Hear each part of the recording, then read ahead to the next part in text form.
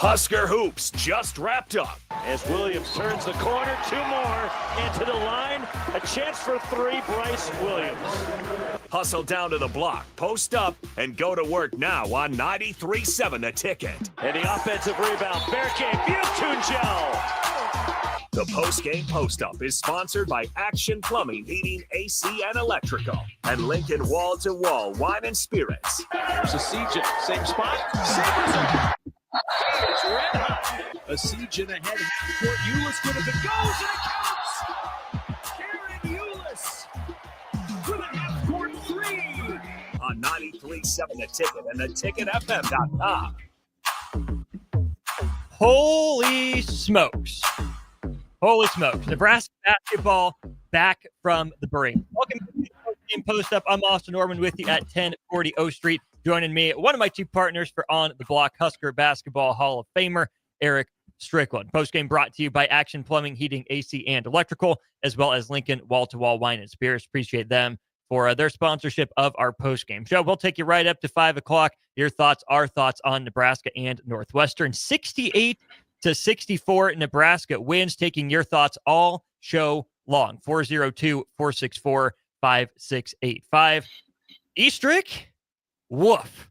One of the worst first halves of basketball, followed up by maybe the most clutch 15 and a half minutes of basketball Nebraska has had to play all year.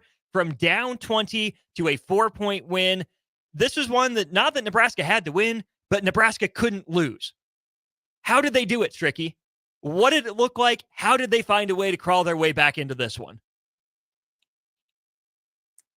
Gotcha.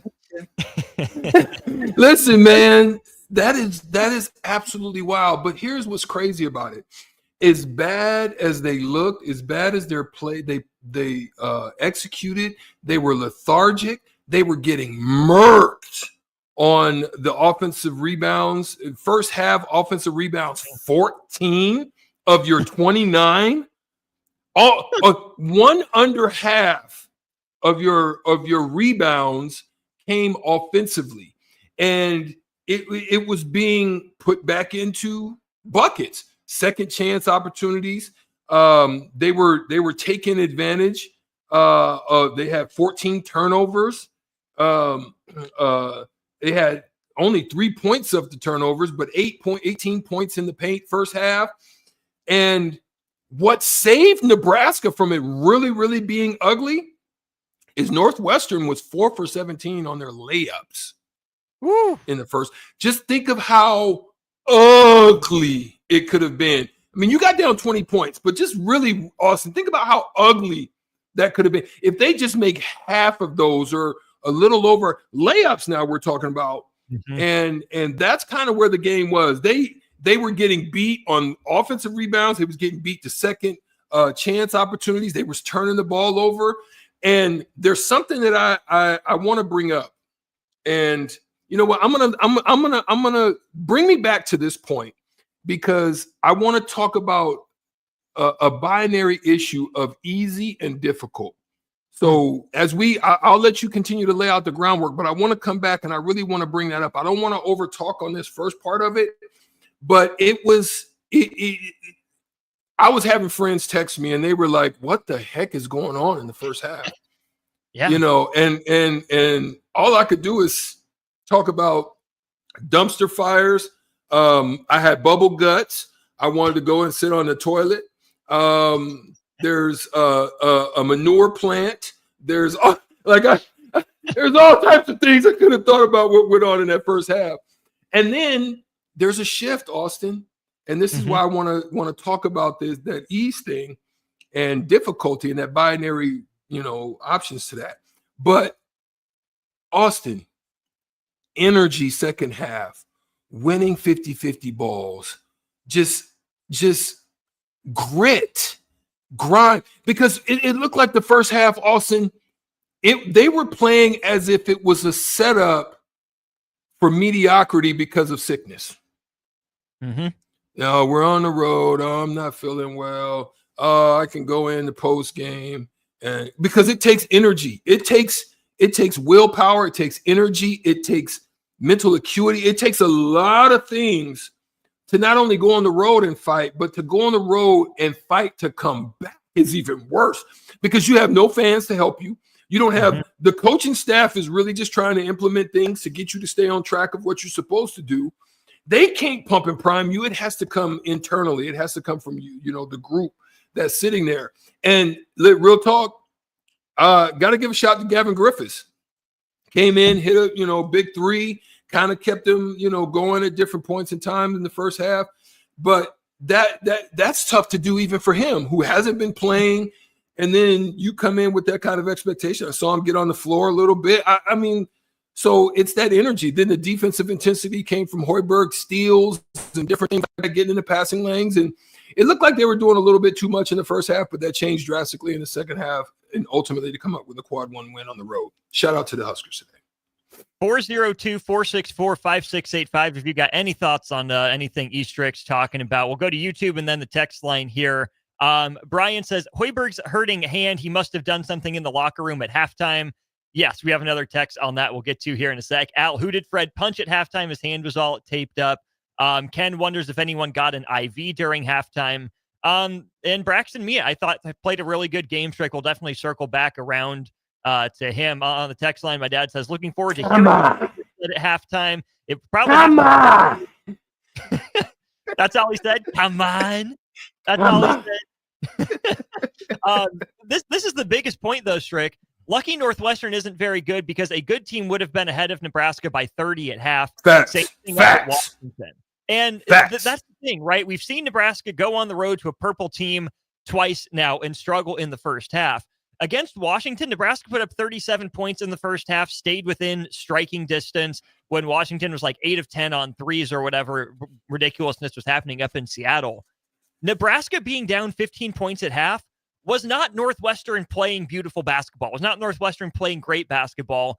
That was the worst 20 minutes of basketball Nebraska has played all year, and maybe the worst 20 minutes in the last 4 years of the Fred Hoiberg tenure. That was some atrocious basketball. And being down 15, yeah, I mean, maybe a good team has Nebraska down by 30, but Stricky, in a road arena that Nebraska hadn't won in since 2014, that's not full of fans, where there's no juice, there's no buzz, there's no energy, 15 felt like 30 in that first half. There was nothing that Nebraska was showing you that told you they were going to turn it around in the second half.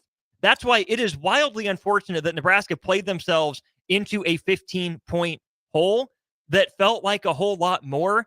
But Stricky, it is, I still think, a testament to the mental willpower and resolve of this team that, especially when the second half didn't start out much better than the first half ended, in a dead arena like that with no signs of life in the first half, Nebraska found a way. You don't apologize for Big Ten road wins. There's plenty to clean up, but talk about the mental framework that Nebraska had to lay out at halftime and really after that first media timeout in a dead arena like that with no signs of life. Just how impressive is it that Nebraska was able to get in a better space mentally and come back? Well, it's definitely impressive because, Austin, if you can tell me that a team on the road that the home team gets 23 Michael Jordan offensive rebound numbers to your 5, that you would even be anywhere close to sniffing a win. Oh, and you turned How it over. They made up that, huh? And you turned it over 14 times. That's 37 extra possessions. Right. How you turn it around when you have that kind of differential difference? You got beat by 20 in the rebound department, 46-27. They dominated you at their home. Your differentials is what set you up. You played good enough. They shot bad enough.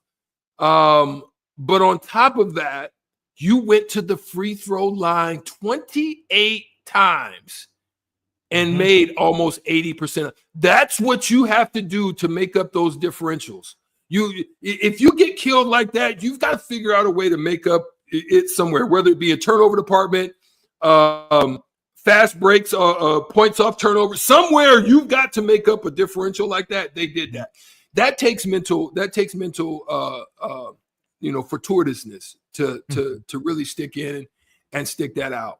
Now, There's two things that I wanted to kind of discuss with regards to this binary, situation I told you about, right? When you have situations like what was going on with them, Austin, you could either, things can be easy. Your offense can run easy, effective. You're getting fast breaks. You're making layups.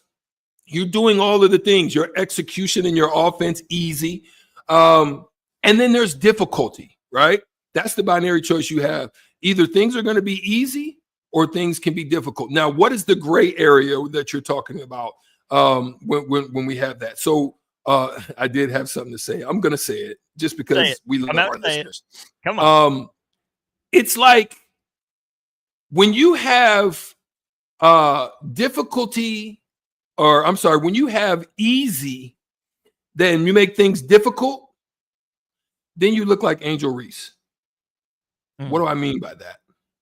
You get to the rim, you throw it in the more rim. around the rim than most people at any given time of their day.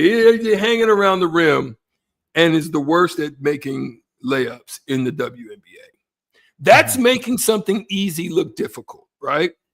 So when you talk about the grays, the gray areas of that is that you're able to make difficult things look easy, or you're able to make easy things look difficult, right? That's what I meant about the Angel Reese situation. Okay. In the first half, Austin, Nebraska was making everything look difficult. Look, attribute that to Northwestern, because they was getting after them defensively. Like they weren't giving them any great looks. They were hounding them, but here's the thing: when you get an easy look, you make it difficult because you're not making those plays. There was layups, there was, great open shots. They were making most of them early in the first half. Nebraska was missing. That's how you got the lead. And they were seeming to get easy looks that they made, and Nebraska was getting difficult looks that they didn't. And that's where they increased that lead. It's tough because Bryce, nothing was easy for Bryce first half, but he made tough shots look easy. And that's kind of where Nebraska was going down early, but the second half was a totally different thing, man.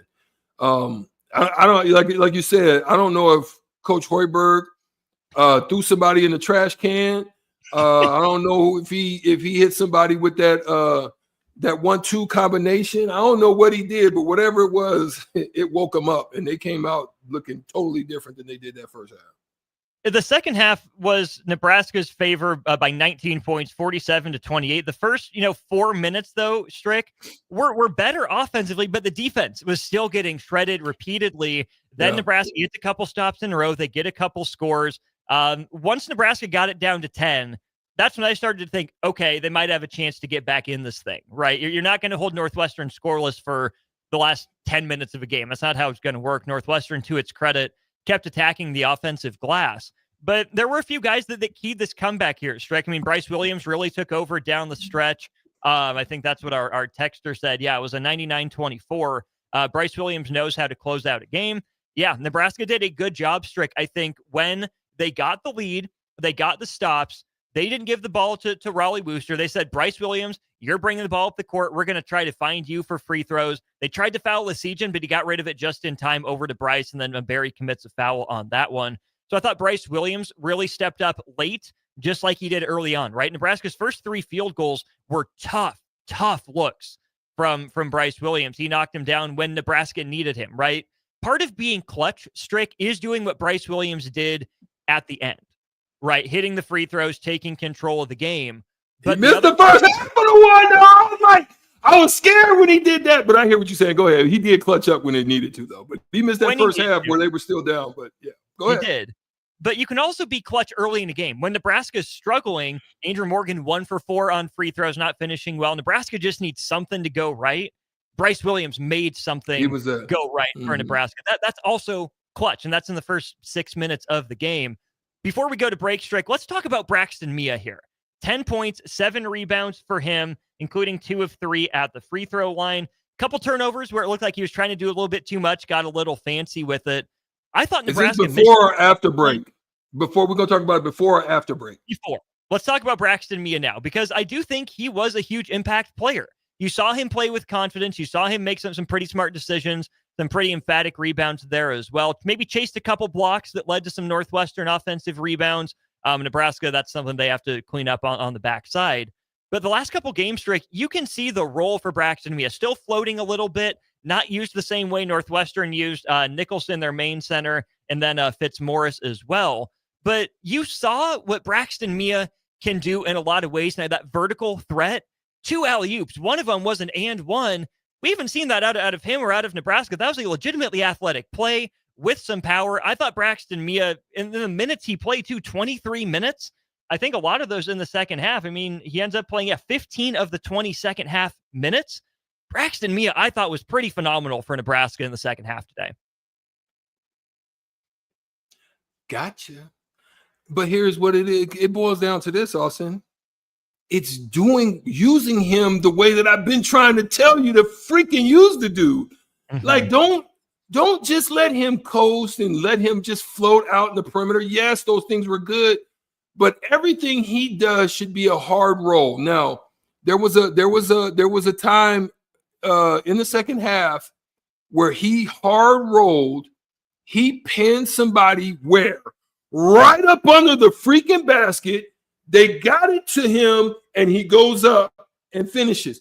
That's what they have to use him for. They have to use him to pull people. He don't need to bring that ball down. Keep that thing.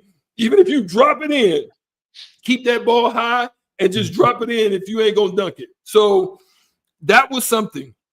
And then using Worcester and that combination, if you're going to have those two in the game, you have to use them with that method. You have to use them with the ability of Worcester to get downhill, maybe put his back on somebody, get somebody, a smaller guard on a post, hard finish, drag somebody away, find some, they're going to have to figure out how to use that combination a little bit more. And hence you got the lob. Everything he should be doing is going that direction. None of that floating, coasting, halfway in between, because you saw what happened when he got halfway in between.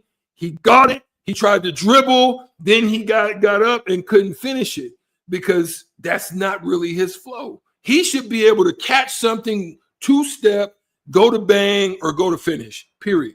But shout out to him for making free throws. I can no longer call him Braxton Shaq Mia. Shaquille O'Mia. Yeah, Shaquille O'Mia. Yeah. That's what it was looking like for Andrew Morgan, right? He's 1 for 4 to start off, but then Shaquille, he made his last 4 of the game. To his credit, he turned it around, right? It looked bad early, like pretty much everything did for Nebraska, but he turns it around. Nebraska, to your point, ends up 22 of 28 at the free throw line. We'll come back to post-game here in just a minute. Shout out to our sponsors. Again, Action Plumbing, Heating, AC, and Electrical, as well as Lincoln Wall-to-Wall Wine and Spirits. Taking your thoughts up until 5 o'clock, 402-464-5685, or drop us a line on stream. Both of those avenues brought to you by Sartor Heyman Jewelers. Eastrick, Austin, post-game post-up, more reaction to Nebraska's 4-point win over Northwestern on the other side. Wall-to-Wall Wine and Spirits is your place in North Lincoln to go for all your needs in wine, spirits, and beer. They also have a large variety of cigars in their walk-in humidor, and they have a top-notch walk-in, temperature-controlled, high-end wine bar. Plus, you can enjoy free samples from their tasting bar. There's only one place to go for all your needs for wine, beer, spirits, and cigars. Wall-to-Wall Wine and Spirits on North 27th Street in Lincoln. At Farm Bureau Financial Services, we strive to provide you with the right coverages for all your insurance needs by taking the time to meet with you and review what coverages best fit your needs. So whether you're in the market for home, auto, farm, business, life, or a combination of any of these coverages, we can help with making sure you, your family, or your business have the right coverage based on your individual needs. If you would like to review your insurance needs, please contact Ben Spurt with Farm Bureau Financial Services at 402-217-9945 or through email at ben.spurt@fbfs.com. Hey farmers, do you run a precision planting monitor in your planter tractor? Voigt Farm Outfitters is hosting our annual 2020 Monitor Clinic at the Holthus Center in York on Wednesday, March 19th. They'll run through everything on the monitor, from basic setup to more complex downforce settings and everything in between. You'll learn agronomy principles behind some of the monitor settings and will leave refreshed and ready to plant. Representatives from Precision Planting will be on hand to handle any questions that you can throw at them.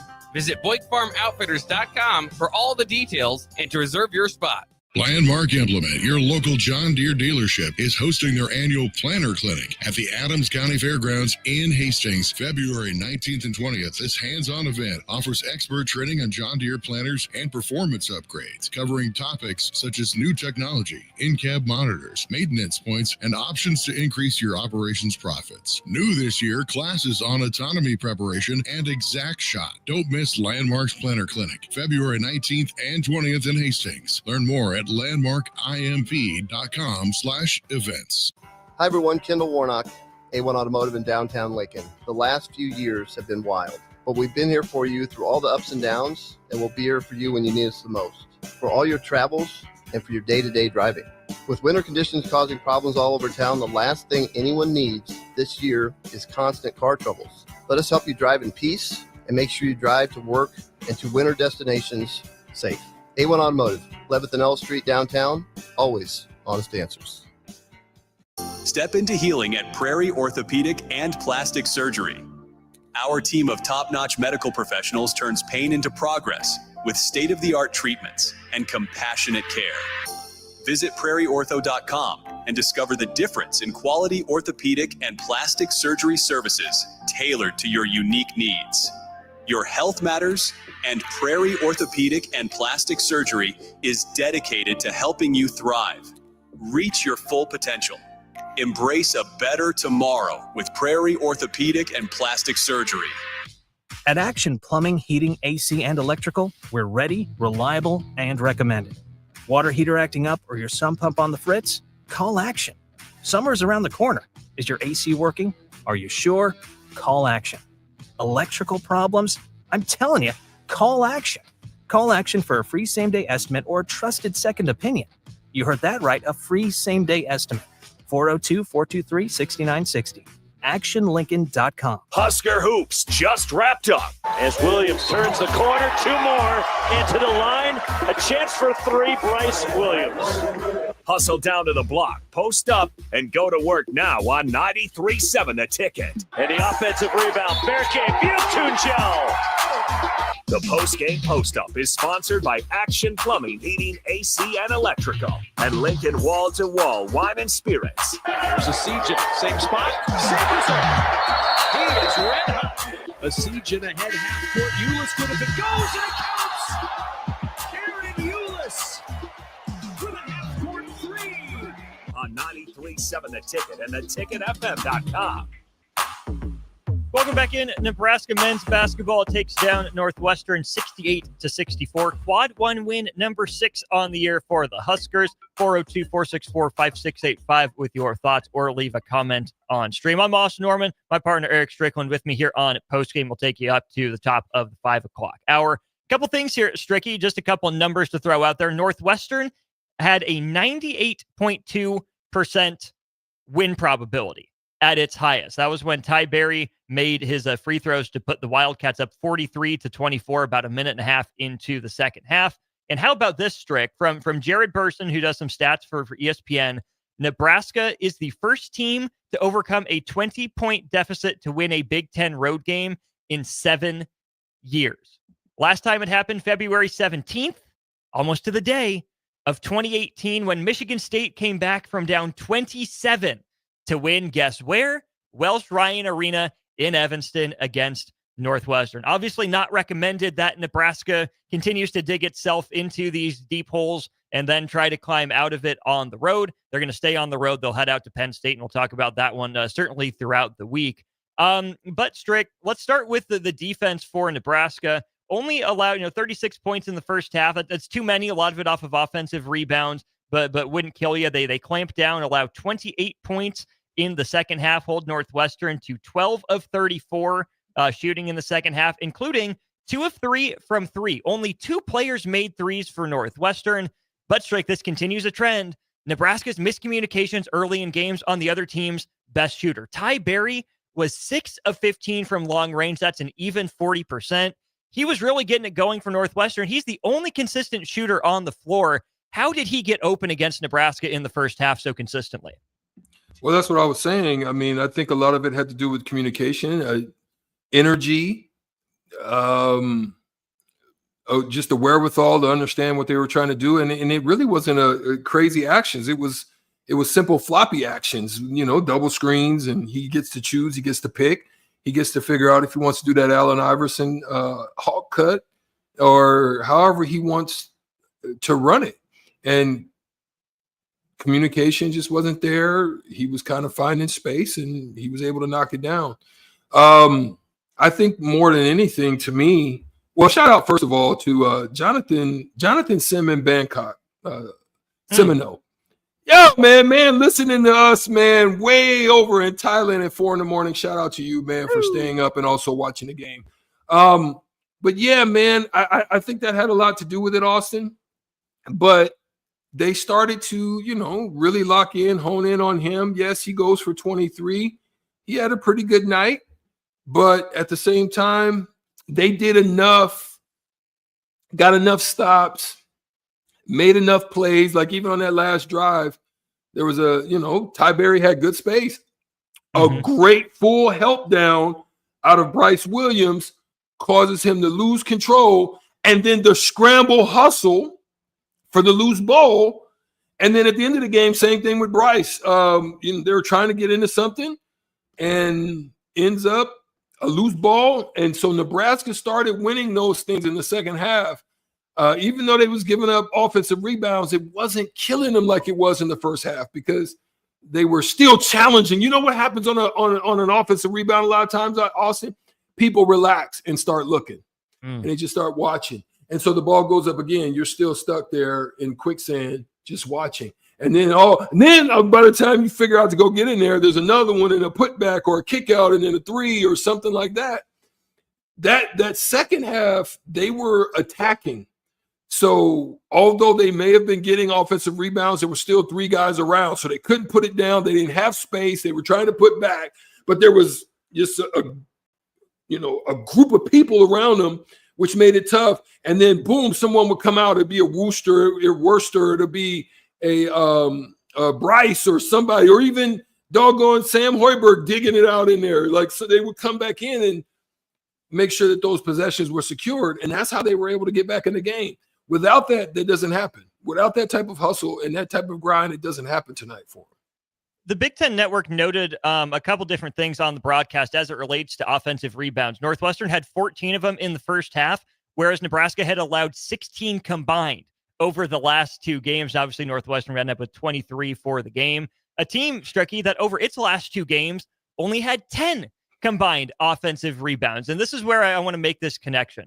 Fred Hoiberg talked a couple times and has been saying all year how important it is to start fast. Nebraska has to start fast. Nebraska has to throw the first punch.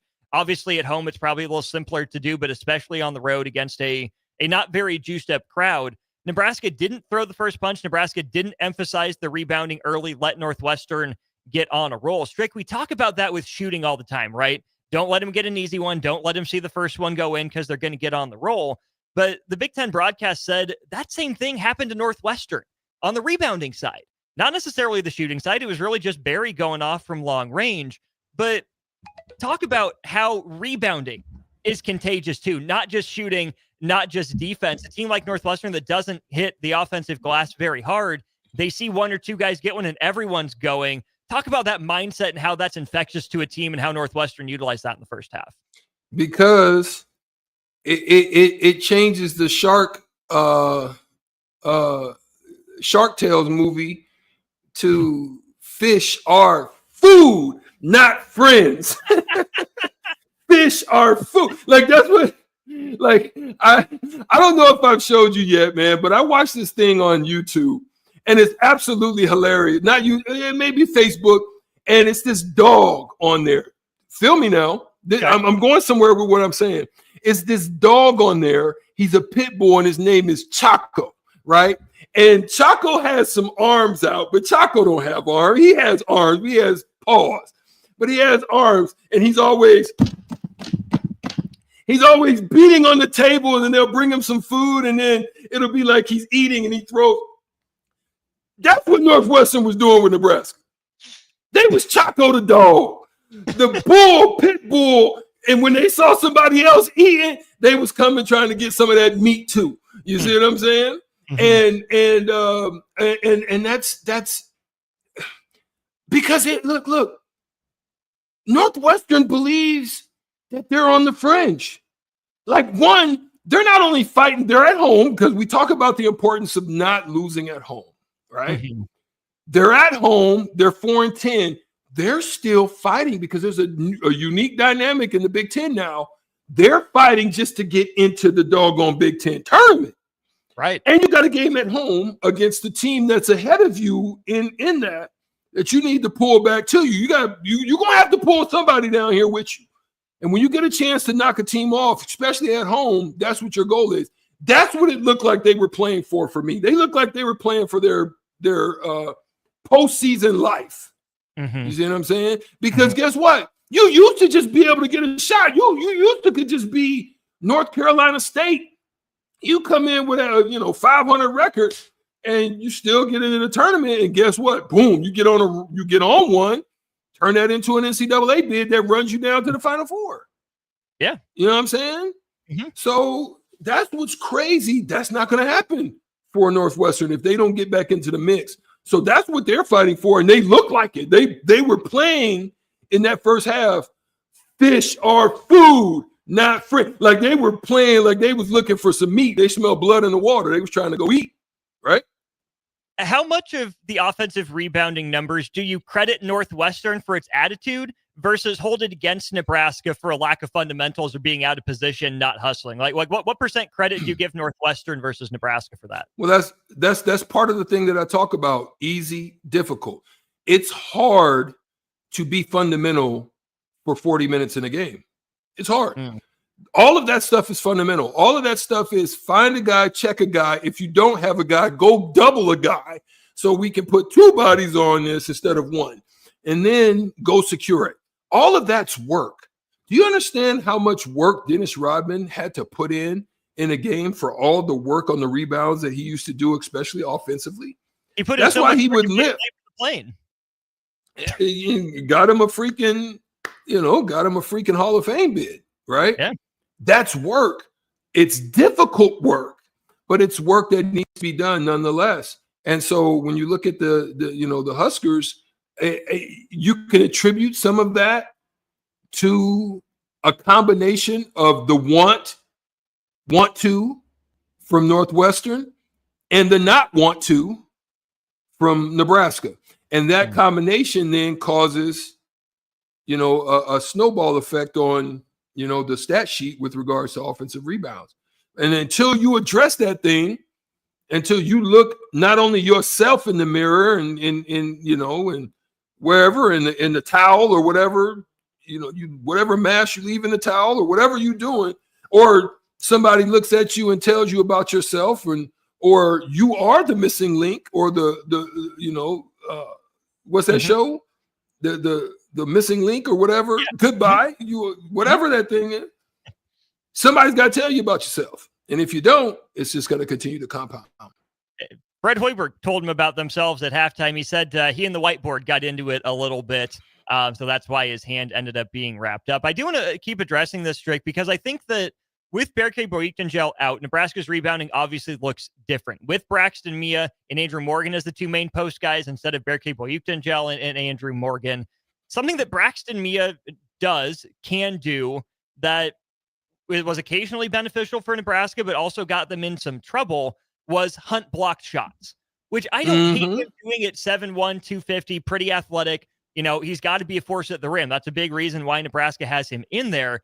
Tricky, I know you've played with some good shot blockers back in your time in Nebraska in the NBA as well. What Nebraska didn't do a lot today, and again, they're still getting used to Braxton Mia on the floor, playing some heavier minutes over the last week and a half or so. The backside guys that would essentially have to be the help guys. When Mia chases a shot, they're not moving their feet and getting around in front of the big man, right? Now, if you're just going to move your feet, put your hands up, the guy's just going to be taller than you and go get it. But there are a lot of opportunities for Nebraska today against Northwestern where all they had to do was move their feet, get in front, drop their butt, and at least try to move the guy backwards, create some sort of contact, and maybe you draw a foul, maybe just let the ball, drop to the floor, and then one of your teammates goes in and gets it. But that's, I think, another adjustment Nebraska is going to have to make moving forward is if Braxton Mia is going to continue to play these minutes and he's a shot-blocking big man who's going to go try to get some, that backside guy, it's essentially like you're playing zone. You got to get out from the wing all the way down to the block. And like you said, it's work. Nebraska won't be able to get away with being lazy on that moving forward. Well, I mean, it's two things to what you said. One, you said get there and drop your butt. That you're probably not going to win that one, right? Especially if you're not, a big enough body. If you're not like Morgan or Burukton Gel, that's probably not going to work for you. So you have to take another option. Yeah, you're correct on you need to get there, period. Like you need to get there and do what I talked about if you're a smaller guy like a Hoiberg or somebody like that, or even a Worcester.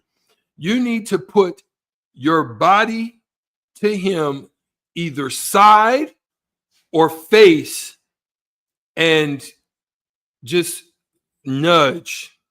Don't wait till he jumps. You start working beforehand. Don't let him get position. Exactly. Don't let him get position. Don't let you push him as far into that rim as you can, and you don't worry about getting a rebound. That's where the next guy has to come in. But they can't be standing. That's a problem they used to have with Casey. There'd be times where Casey would just stand. No, bro, we need everybody. I'm coming down here to help Mia. I need you to get me. You see what I'm saying? And because that ball, I'm not going to try to track this ball. I'm probably not going to win that battle. Now, Stricky would win that battle. Of course. I know how to battle with the body. But most people don't know how to use the body. I used to do a trick, Austin, whenever I would, do the method you said where I had to get down there. And matter of fact, I'm going to show you on Monday the picture that I have of myself blocking out Yamin. Ooh, yes, bring it. And obviously I'm not going to win, but I side blocked Yao Ming to create space, because if I put my butt to him, all he's going to do is elevate over me.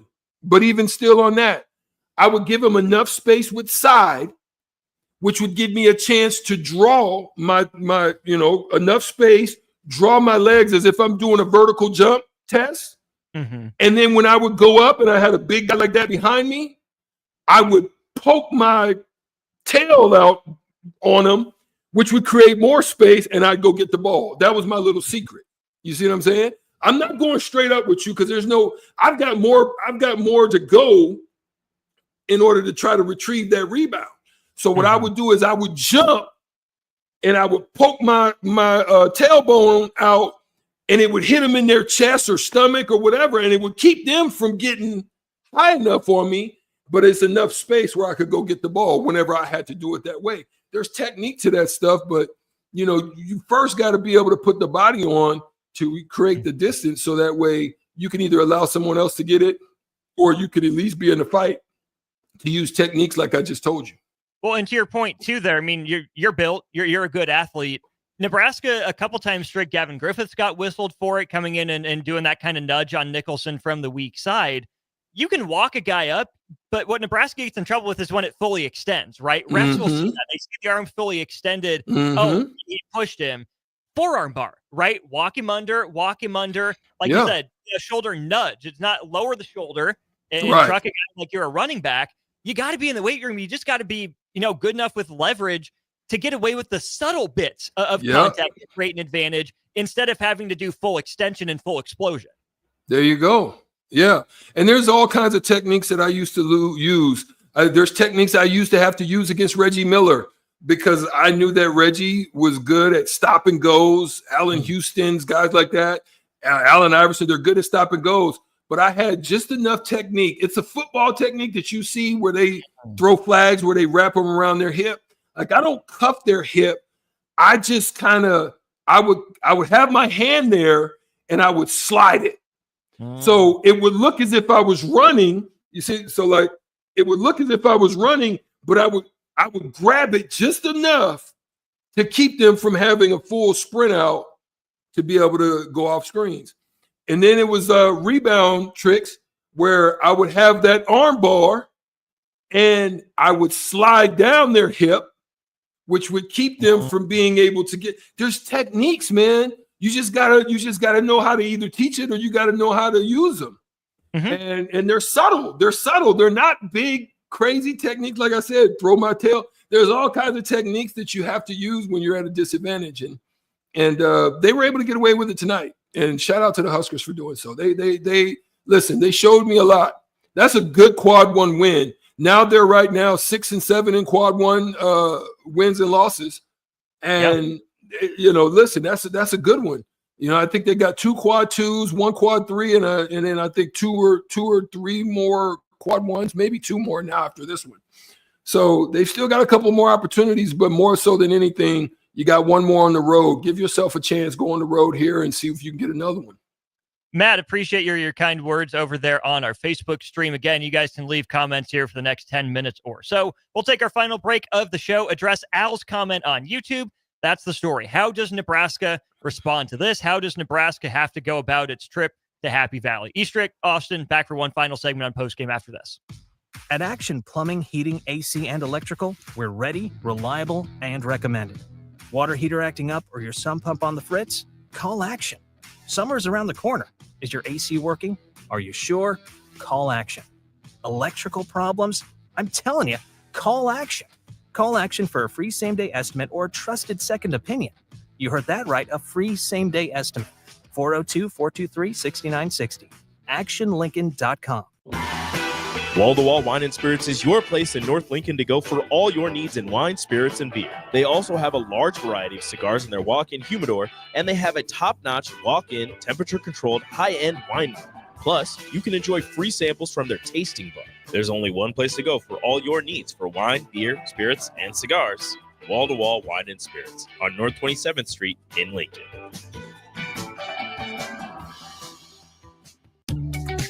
Are you ready for a new opportunity? Check out Sandhills Global. Join a dynamic team where your skills are valued and your career can soar. We offer full-time positions with a 4.5-day work week, competitive pay, excellent benefits, and a positive work environment. From IT and marketing to sales and finance, we're looking for talented individuals just like you. Apply today at sandhills.jobs and take the first step towards an exciting future. That's sandhills.jobs. Don't wait, apply now. Landmark Implement, your local John Deere dealership, is hosting their annual Planner Clinic at the Adams County Fairgrounds in Hastings, February 19th and 20th. This hands-on event offers expert training on John Deere planners and performance upgrades, covering topics such as new technology, in-cab monitors, maintenance points, and options to increase your operations profits. New this year, classes on autonomy preparation and exact shot. Don't miss Landmark's Planner Clinic, February 19th and 20th in Hastings. Learn more at landmarkimp.com/events. Hi everyone, Kendall Warnock, A1 Automotive in downtown Lincoln. The last few years have been wild, but we've been here for you through all the ups and downs, and we'll be here for you when you need us the most. For all your travels and for your day-to-day driving. With winter conditions causing problems all over town, the last thing anyone needs this year is constant car troubles. Let us help you drive in peace and make sure you drive to work and to winter destinations safe. A1 Automotive, 11th and L Street downtown, always honest answers. Hey everyone, Lance here with Black Label. We specialize in creating custom crafted decks, pergolas, patio covers, and more. Plus, our retractable screens, gazebos, and patio enclosures create the ultimate outdoor retreat. With over 50 years of combined experience, we're not just builders, we're creators of unforgettable memories. Call them today at 402-730-6333 or visit blacklabelbuilt.com for a free consultation. Let's turn your backyard dreams into reality. Black Label Built, built to serve, built to last. Go Hog Wild Pit Barbecue. Hog Wild has a delicious way for you to enjoy beef brisket. It's our open-faced hot beef sandwich. We start with our grilled Texas toast. Add a scoop of creamy mashed potatoes. Load them up with some tender Hog Wild beef brisket and top it off with our tasty brown gravy. It's absolutely delicious. Hog Wild Pit Barbecue, 3210 Cornhusker Highway in Lincoln. But don't be late, we close at 8. In every office, there's two types of people. There are those who bring in bagels and those who eat the bagels that someone else brought in. Everybody likes the first person. Be that first person.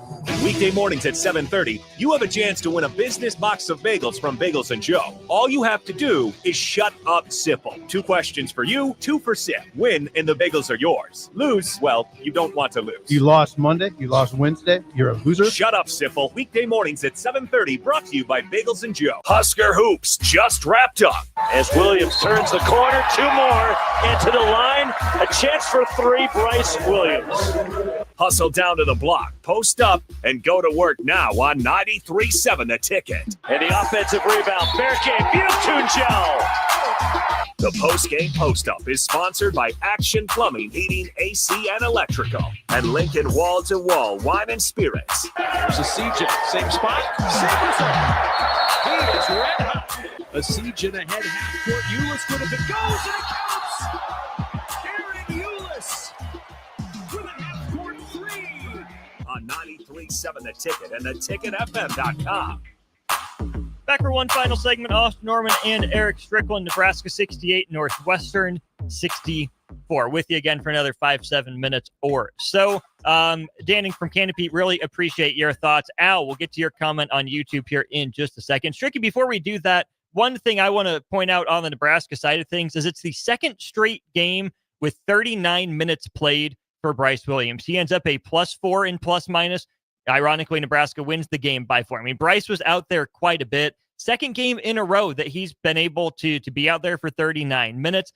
Just how important is it for Bryce Williams to, take nutrition, rest, all that stuff seriously? What can Nebraska do to, help him out if he's going to continue to play, 32 plus minutes per game down the stretch? We know Nebraska needs him offensively, how much weight he carries for them at times.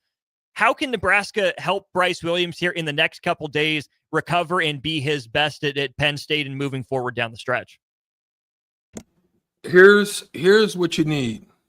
You don't have to need or do anything more with Juwan Gary. Let him continue to play that style. The way that he's playing is fine because he's attacking and he's taking good threes, which is making him more efficient, and you're getting solid outcome from him, okay? Bryce is really your only guy that really can go get a bucket and make a tough, difficult shot easy. He didn't have the wherewithal to cut tonight because that expands a lot of energy, especially when he's playing, that amount of minutes. Well, and Northwestern had their big guy at the rim, so those opportunities weren't necessarily there like they were the previous games. Yeah, and then so you need a season to step up, and when a season is playing well, not that he didn't play like he played bad or nothing, but you want him to be more of a double-digit scorer in that 13 to 15 range. And you have to have multiple style offenses so that way you can take Bryce out. And then you can run a package for a season to get him looks. And if not get him looks, to have a setup for Morgan in the post, right? And if you're not, you have to use Aaron Eulis and Worcester with some form of work a season. If it doesn't work, second option doesn't work. So that late clock where Bryce would most likely have take over or make a decision as to where the play, needs to go to, that you can go with Worcester or Eulis with Mia or even Butunjel, right? Where you got lob action or you're going to get a good shot and at that point, you did your job. If you create a good shot in an offensive set, you've done your job. It's up to you as a collegiate player who's making NIL money now to freaking be able to knock a shot down. Mm-hmm. That's open. So you understand where I'm going with that? Tell me you understand what I'm trying to say about what I said. Yeah, I mean, Nebraska needs a second option to make Bryce's 39 minutes maybe a little less stressful if he's going to play there, or if you can, save 3 minutes a game here, 6 minutes a game there, because someone else can carry the load. You can afford to go without Bryce Williams for the better chunk of one of those 4-minute segments of the game. Right. You need that. Again, it's fine in the regular season, but for Nebraska's aspirations in the Big Ten tournament and whatever, postseason holds, that's where those minutes are really going to accumulate, even with the time off. And I think there are ways Nebraska can get Bryce easier looks, like you were saying too. But I think we can loop this back to the first Braxton Mia conversation, Strick. It is important that he rolls hard to the basket to occupy the tagger. Make someone get in your way and stop you from throwing the lob, because then or punish him for not doing it. Right. Either you get the open, runway to the rim for a lob and what should be 2 easy points, or that bottom guy on defense has to come over, step in front of you so you can't elevate over him. That's a live dribble pass to the corner, or you come to jump stop, fake it to the corner, get the guy on the wing because the wing defender had to drop down to take away a siege. And there are ways for Nebraska's offense to work with it. Or here's the other part, Strick. Roll your big man down the lane, have your point guard turn the corner, do a Gortat rolling screen. Post him up, roll, just doing my roll, hands are up looking for the ball. Get your point guard all the way to the cup. There are ways for it to look good for Nebraska. Last thing then, Strick, before one quick thing also with Mia. Mia should be, like you said, lob, catch, no pull down, or hard roll to a post, deep post, where everything he's doing in practice should be nothing more than that. Catch that ball, turn to the middle. If you've got a smaller guy on you, jump hook him to death without having to put the ball on the ground. Or if you do, one dribble to the middle, hit him with body jump hook, or one dribble to the middle, hit him with the what's my guy from the Boston Celtics that they're using? Oh shoot, he played with Bird. Coach at Minnesota. Oh, McHale. Yeah, Kevin McHale. Yeah. God dang it. Kevin, hit him with the Kevin McHale, up, under, finish. That's all you need to do for the rest of the year, my boy. Those 4 things, so you don't blow his mind. You know what I'm saying? With all kinds of extra stuff. That's how you're going to make it work for Mia. That's what he should be working on. 4 things, and that's it. Last thing then, let's get to Al on YouTube. Now go to Penn State and dominate that game. Nebraska will be off. They'll stay overnight tonight. Practice Monday, travel Tuesday, and then play later in the week as well. They practicing at Jordan's house. Yeah, now owned by a Nebraska alum. So that's a pretty cool connection there. But Tricky, what is most important for Nebraska to focus on in these next couple days to make sure Nebraska doesn't have to come back from down 20 on the road in Happy Valley? Well, you definitely have to play with a little bit more fervor and energy in the first half. Like it's work to come back from it. You expend so much energy. Just do that on the front end and you won't have to do it on the back end. Just stay close. Your job on going on the road is to just stay in the game. No double-digit leads. Make sure you're taking good shots, making good shots, being on the attack.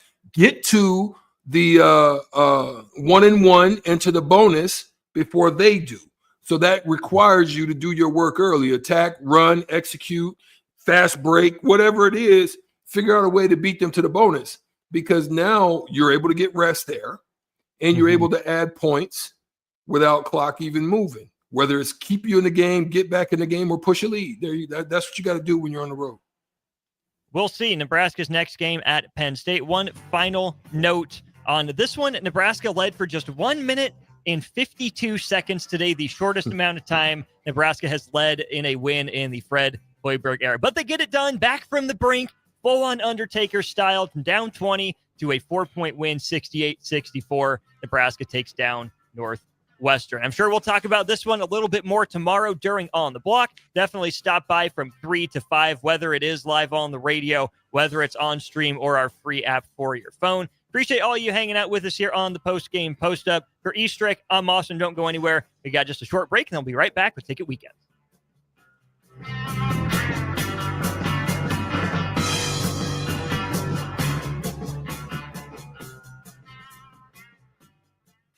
This is Lincoln's home for sports talk on the FM dial. Also online at theticketfm.com. On the internet, KNTK FM Firth, 93.7 The Ticket.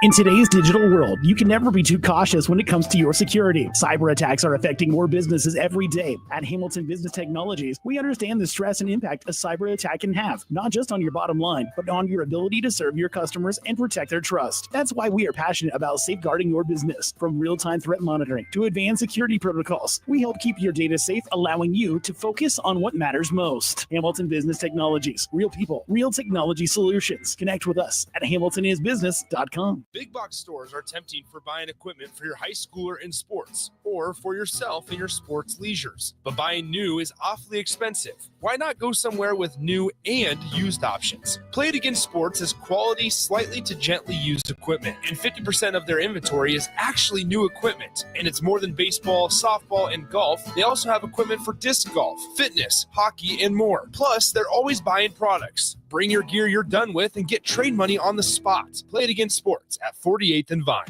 At Action Plumbing, Heating, AC, and Electrical, we're ready, reliable, and recommended. Water heater acting up or your sump pump on the fritz? Call Action. Summer's around the corner. Is your AC working? Are you sure? Call Action. Electrical problems? I'm telling you, call Action.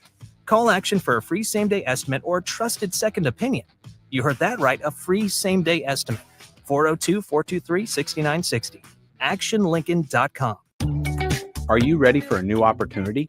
Check out Sandhills Global. Join a dynamic team where your skills are valued and your career can soar. We offer full-time positions with a 4.5-day work week, competitive pay, excellent benefits, and a positive work environment. From IT and marketing to sales and finance, we're looking for talented individuals like you. Apply today at sandhills.jobs and take the first step towards an exciting future. That's sandhills.jobs. Don't wait. Apply now. Wall to Wall Wine and Spirits is your place in North Lincoln to go for all your needs in wine, spirits, and beer. They also have a large variety of cigars in their walk-in humidor, and they have a top-notch walk-in, temperature-controlled, high-end wine bar. Plus, you can enjoy free samples from their tasting bar. There's only one place to go for all your needs for wine, beer, spirits, and cigars. Wall to Wall Wine and Spirits on North 27th Street in Lincoln.